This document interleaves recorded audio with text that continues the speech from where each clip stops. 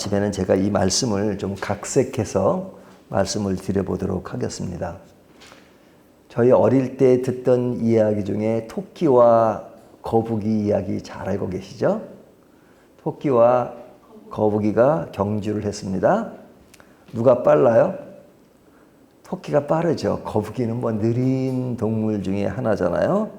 근데 둘이 경기를 해서 누가 이겼죠?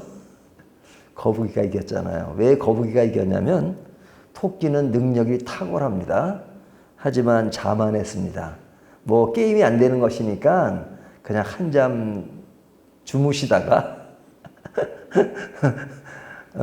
깨어보니까 이미 거북이는 도달해 있었죠. 그러니까 자만했던 토끼, 또 능력은 딸리지만 성실하게 행했던 거북이의 이야기를 하고 있습니다.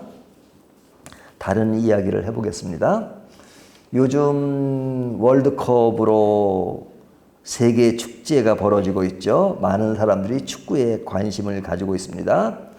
근데 그 월드컵에 참여하는 나라들을 보면 자기 수준을 알잖아요. 우리나라의 축구 수준이 어느 정도 된다. 그러니까 자기 수준에 따라서 기대치가 다릅니다. 우리나라는 뭐 우승을 기대하거나 그러진 않아요. 최소한 16강 정도만 됐으면 좋겠다라는 생각을 하잖아요. 그러니까 내 수준과 전체적인 상황을 고려하는 겁니다. 그런데 이제 16강을 기대했다가 뭐 안 될 수도 있고 또 잘 돼가지고 8강이 되거나 4강이 되면 난리가 나죠. 우리나라가 옛날에 4강 했을 때 얼마나 난리가 났습니까? 막 그냥 들썩들썩했잖아요. 지금도 이제 TV에서 그때 4강 했던 그 기쁨, 그 즐거움을 지금도 틀어주고 있습니다. 하지만 그것이 2002년도에 되었던 일인데 세월이 이제 20년이 흘렀어요.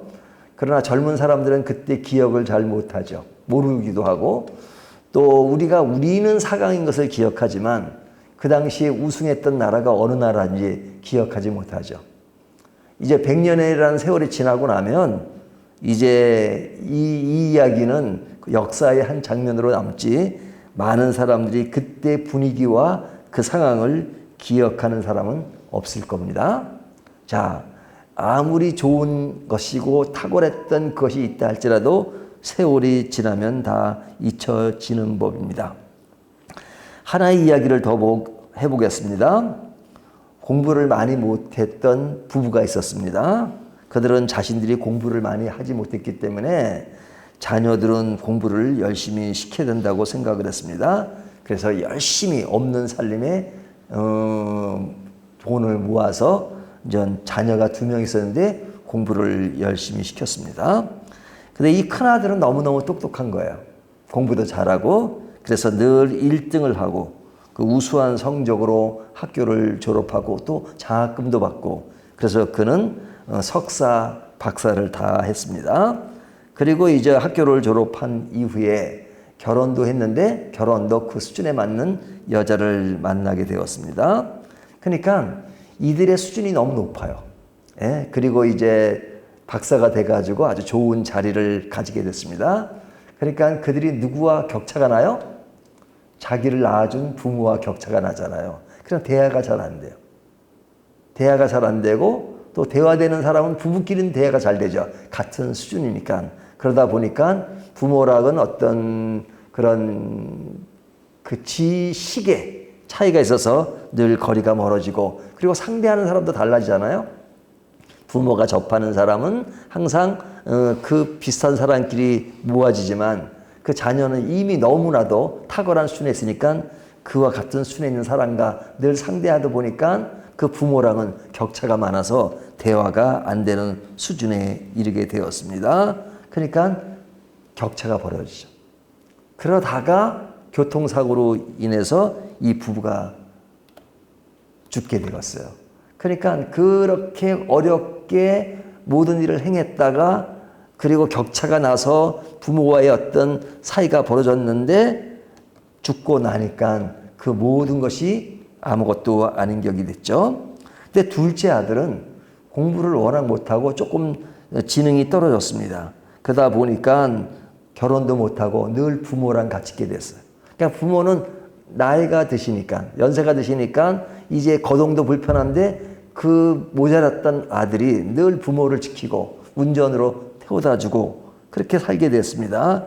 그러니까 그 부모가 첫째 아들은 이미 죽었지만 둘째 아들은 정말로 공부를 못 시켜서 미안했는데 그 아들들이 진짜 부모에게 효도를 했다라는 그런 이야기가 있습니다.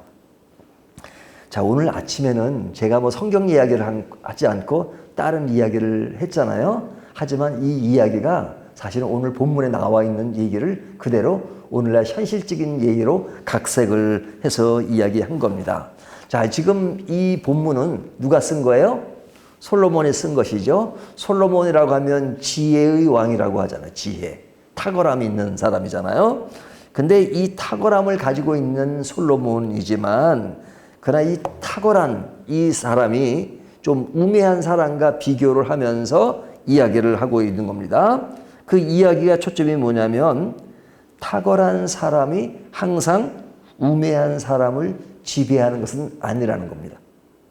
내가 능력이 있고 내가 늘 탁월해서 늘 우위에 서고 늘 그 사람들을 지배하는 것이냐? 그렇지 않다는 거예요. 15절을 보면 내가 내 마음속으로 이르기를 우매한 자가 당한 것을 나도 당하리니 내게 지혜가 있었다 한들 내게 무슨 유익이 있으리요 하였도다. 이에 내가 내 마음속으로 이르기를 이것도 헛되도다 하였도다. 이 우매한 자보다 지혜로운 자가 모든 면에서 유익한 점이 많죠. 또 성경은 지혜롭기를 원해요. 하지만 지혜로운 자라고 해서 항상 그들을 앞서느냐. 학교 다닐 때 공부 1, 2등 하던 학생들은 대부분 그냥 뭐 교수를 한다거나 그러잖아요. 하지만 학교 때 공부는 별로 못했지만 아주 유능한 사업가가 돼가지고 돈을 많이 벌어가지고 큰 회사를 설립하고 그 밑에기나 머리 좋은 사람들 다 거느리고 하는 경우가 많잖아요. 대통령 되는 사람들이 항상 1등 하는 사람들이 대통령 되나요? 대통령 중에는 나는 머리가 없지만 내 밑에 머리 좋은 사람들이면 대통령 일 충분히 한다. 이런 말들 많이 하잖아요. 또 실제로 그래요. 그러니까 항상 지혜자가 우매자를 능가하는 것은 아니에요. 그래서 성경은 그래요. 솔로몬이 지혜의 왕이잖아요. 하지만 그들이나 우매한 자나 지혜자나 사실은 그 행하는 것을 보면 당하는 것을 보면 똑같다라고 지금 고백하는 겁니다.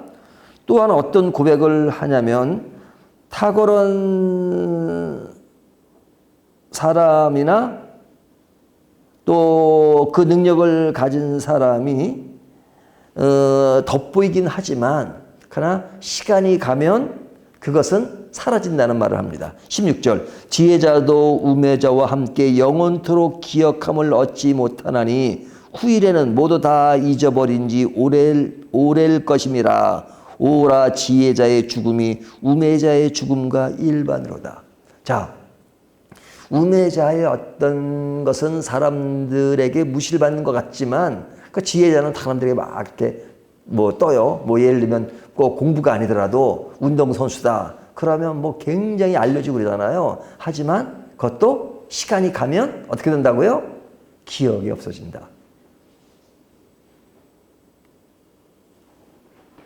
저 중학교 다닐 때 그 야구 잘하는 선수가 있었어요. 저희 선배 백인천.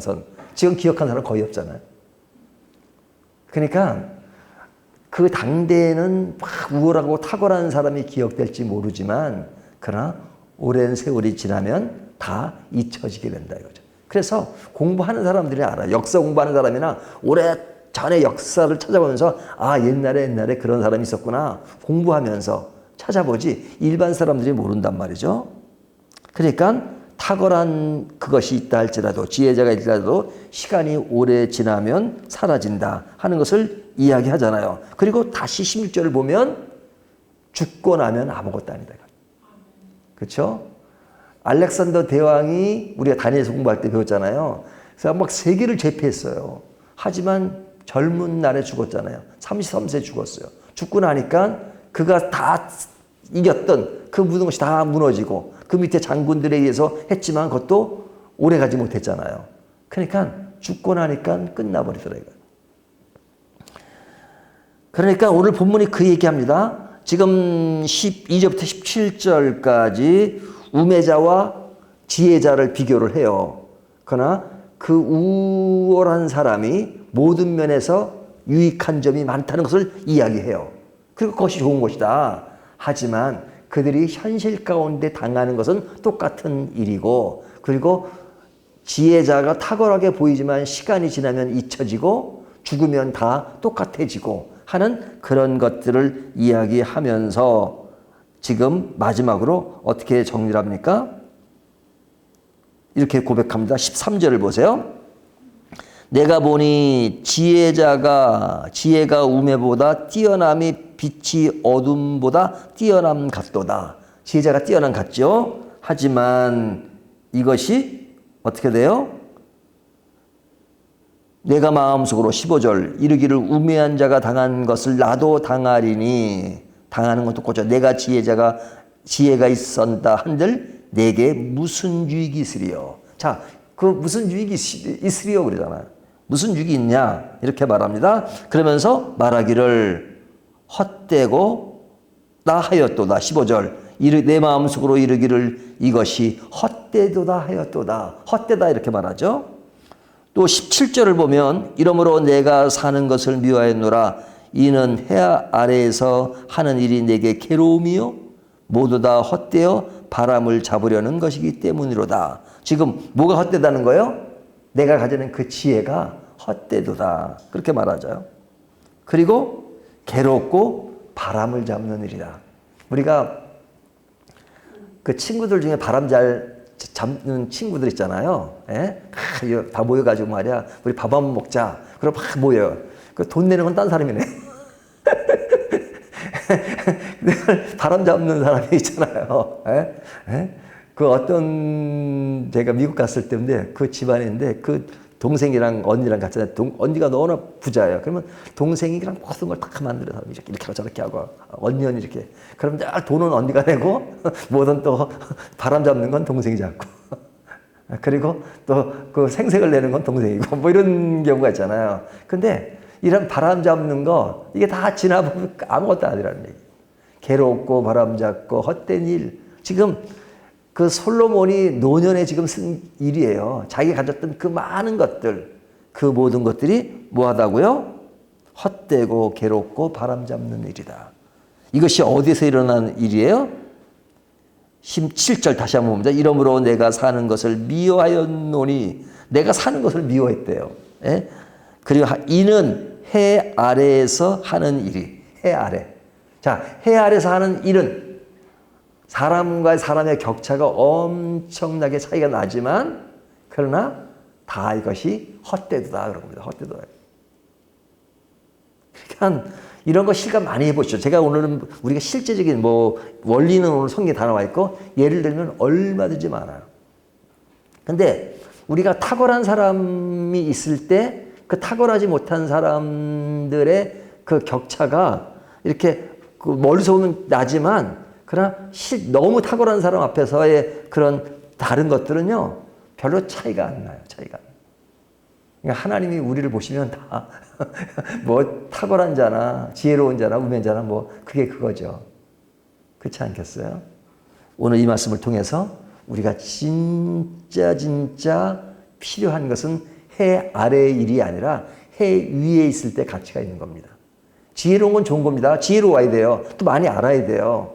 하지만 그걸로 내 인생의 모든 것을 다 가지고 있다고 생각하면 그것처럼 넌센스가 없죠. 중요한 것은 하나님이 없는 삶은 다 헛돼요.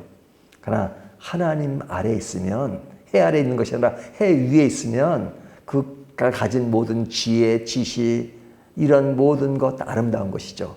하지만 하나님이 없는 삶 속에 가지는 지혜, 탁월함, 능력 그런 것이 무슨 의미가 있느냐 하는 것을 본문이 말씀해 주고 있습니다. 오늘 본문을 따라서 오늘은 탁월의 허무함을 이야기했습니다. 어제는 쾌락의 허무함, 그 전날은 지혜의 허무함을 얘기했죠. 지금 솔로몬은 지금 1장 12절부터 3장 중반까지 지금 그런 인생 해 아래서의 허무함이 무엇인가 하는 것을 이야기하고 있습니다. 오늘 이 말씀을 가지고 우리가 진정 관심을 가질 것은 해 아래 삶이 아니라 해 위에 있는 삶이다 하는 것을 다시 한번 생각하면서 믿음으로 산다는 것이 얼마나 중요한가 하는 것을 다시 생각하는 저와 여러분이 되시기를 주님의 이름으로 축원합니다.